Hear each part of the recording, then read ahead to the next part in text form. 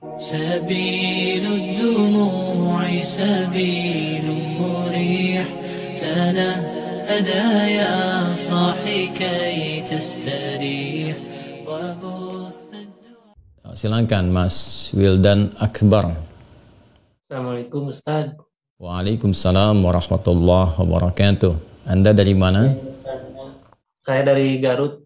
Dari Garut, baik. Semoga Anda dan keluarga mendapatkan rahmat dan ridha Allah Subhanahu wa taala, dan semoga percikan rahmat dan ridha itu diberikan juga kepada kita semuanya. Dipersilahkan. Ingin bertanya tentang tempat wudhu Pak Ustaz. Ya. Ya misalkan di rumah kan terkadang tempat wudhunya itu menyatu dengan toilet WC. Nah itu bagaimana, apakah Islam memandang tentang itu? Baik.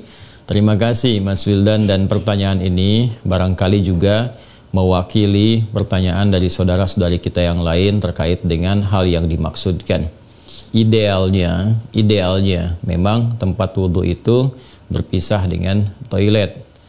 Mengapa? Karena di dalam tempat wudhu itu kita juga menyertakan berbagai macam kalimat-kalimat thayyibah yang mengiringi proses wudhu, baik sebelum ataupun setelah wudhu itu dilangsungkan. Bukankah kita saat berwudhu kan mengucapkan Bismillahirrahmanirrahim, kan? Sebagai mula kita mengerjakan segala kebaikan dengan dasar yang Nabi sabdakan, kullu amrin tibalin la yubda'u fihi Bismillahirrahmanirrahim fahuwa abtar. Dan itu juga sebagai ekspresi ungkapan gambaran atas niat yang kita tujukan dari wudhu itu, kita arahkan untuk mendapatkan ridha Allah Subhanahu wa taala. Kemudian juga di akhir wudhu kita juga kan berdoa, kan, dengan mengucapkan syahadatain, syahadu an la ilaha illallah, syahadu anna muhammadar rasulullah. Kemudian kita mengatakan Allahumma ja'alni minat tawwabin wa ja'alni minal mutatahhirin. Kalau kita mau kemudian tambahkan juga dengan doa wa ja'alni min ibadikas salihin.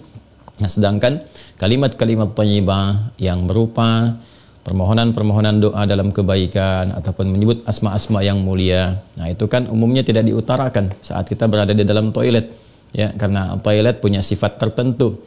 Sifatnya hanya untuk menyalurkan atau membuang hadas, baik yang sifatnya kecil ataupun juga besar, dengan cara-cara tertentu yang boleh jadi juga melahirkan najis. Sedangkan wudhu itu tidak seketika juga menyatu dengan menghilangkan najis. Bisa jadi hanya hadasnya saja, belum tentu ada najisnya, gitu kan.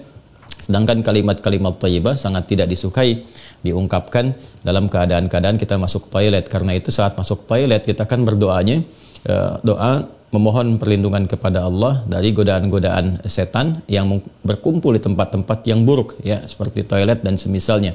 Allahumma inni a'udzubika minal khubuthi wal khaba'ith. Nah, kemudian ketika kita keluar, kita kan beristighfar tuh. Ghufranak, gitu kan? Ghufranak, mohon ampunanmu ya Allah. Nah, ada yang mendetilkan itu. Kenapa kita minta ampunan ketika keluar? Karena kita menahan diri dari pengungkapan kalimat thayyibah yang biasanya kita ucapkan di setiap tempat, gitu kan, istighfar, sholawat dan sebagainya. Nah, ketika itu terputus saat masuk toilet, seakan-akan ada sifat tawadhu, kita memohon ampunan karena nggak mampu mengungkapkan, karena itu tempat yang tidak pantas, gitu kan, diungkapkan itu di tempat yang tidak sesuai. Maka ketika keluar kita mengatakan ghufranak kalau ada hal-hal yang tidak tepat di dalam dan tidak mampu mengerjakan hal yang biasa kita kerjakan. Itu adab saja, takdib di dalamnya. Nah, karena alasan inilah akan lebih bagus kalau tempat wudhu itu bisa terpisah sendiri dengan toilet, sehingga nanti kesempurnaan hal-hal yang mengiringi bisa dilakukan.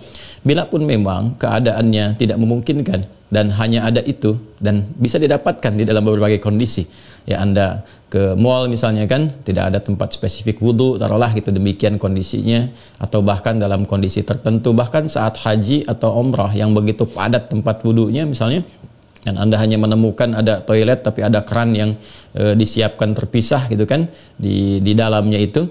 Nah, ini kondisi-kondisi demikian masih memungkinkan. Jadi kalau ada kondisinya sifatnya tidak terpisah keadaan tempat wudhunya, maka tidak ada masalah ketika Anda berwudhu dalam keadaan juga menyatu tempatnya dengan toilet, karena kaidah juga mengatakan ad-daruratu tubihul mahdharat. Kondisi-kondisi yang mendesak itu, kondisi-kondisi yang tidak biasa itu membolehkan, bahkan yang terlarang pun asalnya diperkenankan. Nah, ini kan sifatnya tidak terlarang, hanya tidak disukai gitu kan, makruh sifatnya, nggak ada nas haram di dalamnya, tapi sifatnya tidak disukai. Tidak disukainya itu karena kita tidak bisa mengungkapkan hal-hal baik yang mungkin kita bisa lakukan ya saat kita berwudu. Jadi kita berdoa harus keluar dulu setelah selesai wudu gitu kan, baru kemudian kita bisa berdoa. Ataupun bismillahirrahmanirrahim hanya kita bisa ungkapkan dalam hati, nggak bisa kita lafadzkan gitu kan. Doa-doa pun kita iringkan di dalam hati. Nah itu hal-hal yang menjadikan kita kemudian tidak maksimal. Pun demikian juga ada satu kondisi lain, itu kan tempat berkumpulnya setan di tempat-tempat yang kurang bagus itu, sehingga godaan-godaan saat berwudu dan sebagainya, nah itu kadang-kadang lebih banyak. Nah ini tentunya juga di satu sisi tidak berlaku juga ya kondisi ini saat misalnya kalau mandi besar, kadang-kadang kan juga tempatnya menyatu juga dengan toilet, kan mandi besar juga berlangsung wudu di dalamnya, kan? Nah ini kita harus fleksibel juga dalam kondisi-kondisi demikian. Jadi ini yang mau saya katakan, tidak berhukum haram itu bisa dilakukan. Kalau tempatnya kita misalnya memungkinkan untuk berpisah, bagus ada dipisahkan. Tapi kalau menyatu pun tidak ada masalah, kan? Tidak ada masalah sepanjang dalam keadaan-keadaan darurat tertentu dan tidak berhukum haram. Ya, apa dalilnya? Yang tadi saya sampaikan.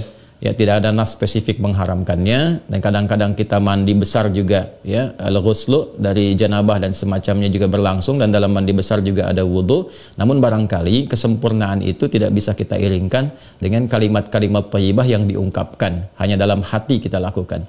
Jadi kalau tidak ada tempat lain dan menjadikan Anda berwudu misalnya menyatu dengan toilet, di dalamnya ada toilet, maka kalimat-kalimat thayyibah itu cukup dalam hati, tidak perlu diungkapkan di lisan, kan?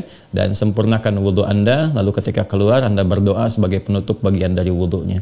Demikian kiranya bisa disampaikan. Wallahu ta'ala a'lam bissawab. Dan sebelum saya menutup, ada sesuatu yang sangat menarik ketika Ibnu Abbas radhiyallahu taala anhuma menyampaikan kisah Nabi sallallahu alaihi wasallam ya saat beliau berada di kediamannya Sayyidah Maimunah radhiyallahu taala anha, dan malamnya kemudian bangun ya, bangkit dari tidurnya, duduk dulu menghilangkan bekas ngantuk. Nah ini ditemukan di Sunan Abu Daud nomor hadis 1367. Thumma dhahaba ila syanin mu'allaqah, kemudian beliau pergi ke tempat tertutup. Nah syanin mu'allaqah ini enggak disebutkan tempat tertutupnya, apakah dia sifatnya mirhad, ya kan? Apakah tempatnya toilet yang menyatu, kamar mandi, ataukah dia tempat wudhu, kan? Midha, apakah dia tempat wudhu? Nah ini yang tidak disebutkan, keadaannya tempat tertutup saja. Ini memberikan kesan bahwa bisa jadi kalau itu yang dimaksudkan adalah tempat yang tertutup, itu toilet dan semacamnya, jelas ya dilakukan dalam bentuk tertutup sehingga tidak tampak aurat dan sebagainya, itu fikih yang lain. Tapi kaitan dengan wudhu juga itu cukup menarik juga. Hendaknya kalau kita pun membuat tempat wudhu di satu tempat, ya dimungkinkan ada penutupnya, karena boleh jadi tempat-tempat yang digunakan untuk oleh laki-laki ataupun perempuan yang menyatu, ya, menyatu itu yang dimaksudkan dimanfaatkannya. Ya boleh jadi ada perempuan juga yang masuk ke situ, kan di satu tempat tuh nggak ada kekhususan gitu ya. Nah, tapi tempat-tempat lain sekarang sudah lebih bagus. Ini untuk laki-laki, ini untuk perempuan, tuh nggak ada masalah. Tapi kalau tempat yang digunakan untuk menyatu, dia hendaknya ada penutup sehingga nggak semua orang bisa mengakses ke dalamnya dengan batas-batas tertentu. Apa kaitannya, korelasinya dengan pertanyaan Anda? Syanin mu'allaqah di sana nggak disebutkan. Ya, apakah itu tempat wudhu atau menyatu dengan toilet? Tapi babnya ketika keluar dari situ, Nabi sudah berwudhu. Ya, sedangkan keterangan-keterangan tentang seputar wudhu Nabi dan bangkit di malam hari itu disertakan juga dengan janabat. Artinya apa? Di kondisi-kondisi tertentu kan mandi, kan? Dalam mandi itu kemudian ada proses wudhu dan sebagainya. Ini menunjukkan kesan bahwa dalam mandi itu kan ada, selain hadas juga ada sifat-sifat lain yang dibersihkan, kan? Bisa jadi juga yang mengandung najis seperti buang air kecil ya, dan sebagainya kan menyertai dalam mandi itu. Nah ini memberikan kesan bahwa tidak ada hukum spesifik haram untuk mengerjakan wudhu di dalamnya, karena ada proses yang tadi saya sebutkan. Tapi lebih disukai kalau hanya untuk wudhu semata, tidak disertai dengan mandi yang lainnya, kalau ada tempat yang terpisah sehingga bisa menyempurnakan bacaan-bacaan yang dimaksudkan. Demikian Mas Wildan ya, semoga bisa dipahami dengan baik. Allah Ta'ala alam bisawab.